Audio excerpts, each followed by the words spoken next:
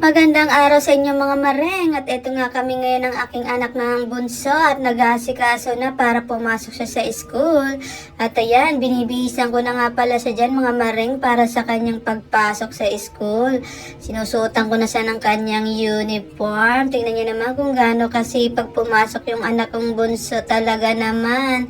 Yan nga pala yung ate heart namin, hindi nga pala yan nakapasok kasi nga hindi ko na namalayan yung pag-alarm. Diyos ko po, siguro sobrang antok ko na nga dyan. Kaya hindi ko na naramdaman o narinig yung alarm. Sorry naman, mga mareng. Sobrang aga kasi niyan gumigising, 4 a.m. Kailangan gumising na kami para mag-asikaso. Kaya nung nagising ako, 5:20 na. Kaya alanganing oras na. Kailangan 5:30 na sa school na siya. Kaya sabi ko, wag na lang siyang pumasok. Bawi na lang siya sa sunod na araw. Sorry naman, mga mareng. Hindi naman tayo palaging maagang gumising. Minsan talaga pagka kasarapan ng tulog, talagang hirap-hirap bumangon. Lalo na pagod ka sa gawaing bahay, sa pag-aasikaso, sa pag-aalaga ng mga bata. Kaya minsan talaga hindi natin namamala yung pag-alarm. Sorry naman mga mareng. At ayan nga yung anak ko, binibihisan ko na siya ng kanyang uniform. Naksuot niya na yung kanyang short na pangpasok. Ayan no, tinan mo gaano kabihibin habang binibihisan ko nga dyan mga mareng no. Sobrang excited na naman yan pumasok eh. Yung baby namin na yun, tingnan niyo nagpapakit pa siya sa camera oh. Tamang smell pa siya. At ayan nga, nilabas ko na yung bago niyang black shoes para maisuot niya na. Ayan, first time niya nga palang mag-uniform dyan mga mareng kasi nga isang linggong halos nag-uulan, wala silang paso. Kaya yan, ngayon niya lang masusuot yung mga bago niyang shoes at bagong uniform. Tingnan natin kung bagay na bagay sa ating anak na si Alas. Pinagupit ko nga pala dyan tiketa dyan sa kay Ate Heart kasi nga ay ilang si Alas tsaka pangit naman kung may nakatiketa pa tapos papasok sa school, diba? At ayan, sinuotan ko na nga pala siya dyan ng medyas mga mareng ha.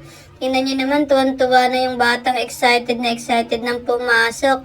Kinuha niya nga pa yung shoes niya, tiningnan niya kung pogi ba siya pag sinuot niya tong shoes na to. Pogi yan, syempre, baby ko yan eh.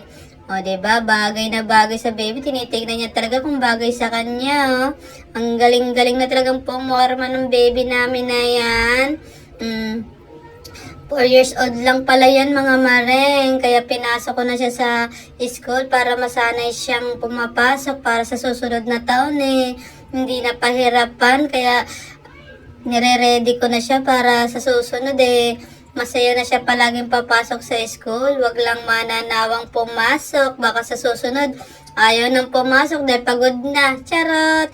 Mandi yan. Masipag yung baby namin na yan pumasok sa school. Oh. Tingnan niyo naman. Ang pogi-pogi na ng suot niya. Bagay na bagay sa kanya pag naka-uniform siya mga mareng. Lalong lumalabas yung pagka-pogi ng aming baby. Tingnan niyo naman, sinuot ko na nga pala dyan yung necktie niya kasi kailangan to sa school.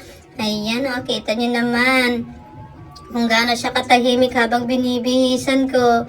Talagang makikita niyo sa kanya na excited siyang pumasok sa school. Dahil marami siyang friends doon at masaya siya at nag-e-enjoy siya. Yun ang importante sa kanya. At least nasasanay na siyang nagpapaiwan sa school. At ayan na nga pala yung itsura niya nung nabihisan ko. Magulo pa yung book niya dyan mga maring kaya ayusin ko pa. At ayan, nilagyan ko nga pala siya ng konting gel para hindi bumagsak yung buhok niya sa mukha niya. At ayan, kitang-kita niya naman kung gaano kagwapo na. Ang pogi talaga ng baby namin. Ayan, good job talaga yan eh. May tinuturo nga pala siya dyan at pinakuha niya yung laruan niya. Gusto niya maglaro-laro muna bago siya pumasok sa school. Oh, diba? Ang ganda na ng ayos ng buhok niya. Pwedeng-pwede na talaga manligaw. Charot! Baby pa yan, bawal pa.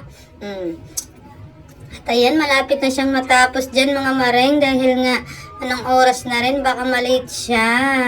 At ayan, nakitang-kita niyo naman kung gaano na naman kapogi ng papasok yan. O, ayan, ang outfitan. Estudyante na nga pala yung baby namin na yun. O. Ang tahimik pa. Kala mo talaga hindi gagawa ng kalokohan sa school. Charot, bawal yan baby. Very good lang lagi sa school, ha? Behave lang. Tingnan niyo naman, oh. Bagay na bagay sa kanyang-kanyang outfitan. At ayan nga, mga maring, inahatid ko na siya sa school niya para pumasok. Tingnan niyo naman, oh. Kunwari, nahihiya pa siyang maglakad, pero mamaya-maya niyan, tingnan niyo anong gagawin niya sa akin. Napakakulit talaga ng anak ko na yan, eh. Parang hindi niya na ako kilala pag nasa loob na ng room, eh. At ayan nga, kakatok na siya sa kanyang room. Kasi bago pumasok, kumakatok muna kami dahil para hindi sila madisturbo yung mga ibang estudyante sa loob. At ayan, kumakatok-katok pa. Ayan, binuksan na siya. O, diba? Excited. Pumasok na kaagad. Tingnan niyo anong gagawin niya sa akin dyan pagkatapos niyan. Magbababay lang sa akin yan, tapos sasaraduhan na ako ng pintuan. Tingnan niyo kung gano'n yan kasaya pumasok sa school. Oo, diba? Sinaraduhan lang ako ng pinto. At ayan nga, uwian na nga pala yan mga maring dahil hanggang 2, ano lang sila, hanggang 3. 12:30 hanggang 3. Kaya ayan, sinundo ko na siya dyan dahil uwian na. Tingnan niyo kung gano'n siya ka-happy na sinundo ko. Ayun, smiling siya. Parang ayaw niya pang umuwi, parang naglalaro pa ata sila sa loob, yung mga naiwan pang estudyante. Sabi ko, tara na, uwi na tayo, baby. Let's go. Ayan, ready na kaming lumabas niyan para sumakay sa aming e-bike. At ayan, hinahawakan ko kasi baka dumiretso. At ayan na nga, nakasakay na siya sa aming e-bike. Let's go. Bye-bye. Maraming salamat.